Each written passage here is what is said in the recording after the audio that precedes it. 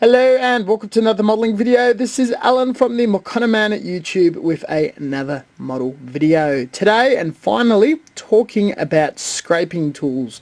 This was given to me to review and try out.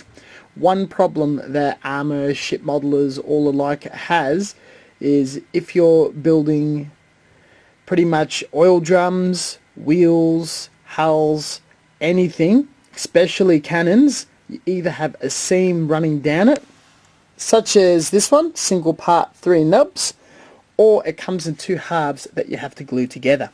Now when you file or sand it, the removal of too much material makes the barrel flat on both ends. Most of the time for the casual hobbyist, it's not that much of a big deal. You paint it, people don't look at it too seriously, that's alright. Once you're taking your game up the next level, you either buy these barrels.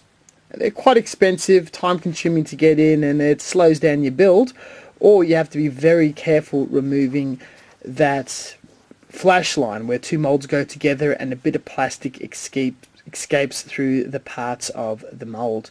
One product that has been released that's really available in China, specialist hobby shops, online, Taobao and all those pieces, are these scraping tools for making chamfers, and this circular shaped one that we're looking at here to do pipe work, poles, tubes, that sort of thing. So we'll crack them open and have a bit of a look. Brand, Alexen Model, just a piece of steel cut to the appropriate shape. You can see that this does very large pipe work. It has 72nd, 44, 350th, 700th scale. Very appropriate for ships, though I could see you could do things like 35th, 48. And this one I'm very excited about for all your small cannons, made for 144 and 72nd. This is the one we shall be using. What we're going to do is first correctly cut this out with the double cut system. Got some Tamiya nippers, a bit old, not the sharpest in the world, though it does a fine job anyway. We're left over with some nubs. Cut them off as close as humanly possible, and it's quite flat on that edge, and we've got the actual flash mark running down. Even though quite small, you could pretty much hand paint it and won't see it, but this doesn't make everybody happy. So running the blade across, we slowly chip off as much of the nub as humanly possible. Doesn't matter if we leave a little material behind. Do that to the 3 nubs. Now we're facing one end.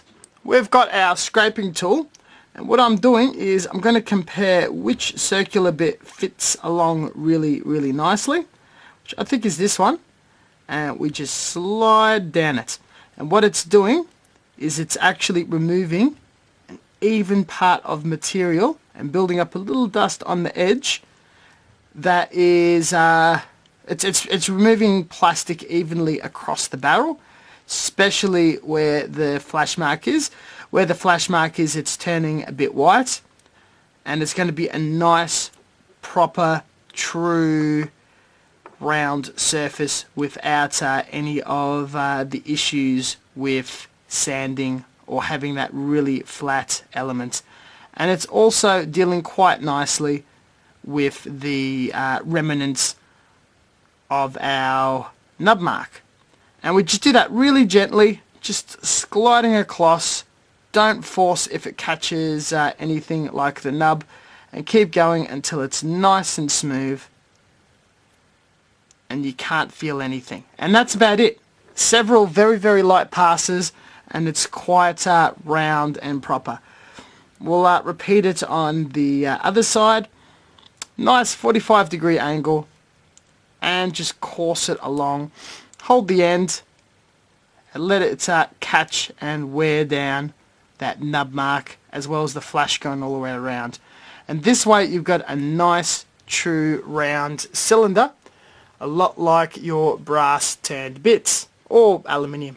Demonstrating without going too much, we've got a circular hole, and that's so you can put something that doesn't quite fit in and just run it down at an angle and remove your nub and whatnot. So that's how that works. With the other tool, the larger ones, that is for much larger barrels, and it's got a very interesting shape where it doesn't conform all around. It's not a true circle, and it covers multiple forms of round surfaces, and you can shave across. For the really big ones, you can even use it for removing flash marks on things like the hulls of aircraft, or multiple shapes that you're gluing together or removing flash from. Another tip is, if you're gluing two halves together, use an excess amount of glue, let it pull or spool out, and even put a bit more glue on top, allow that to dry, and scrape away rather than sanding or filing.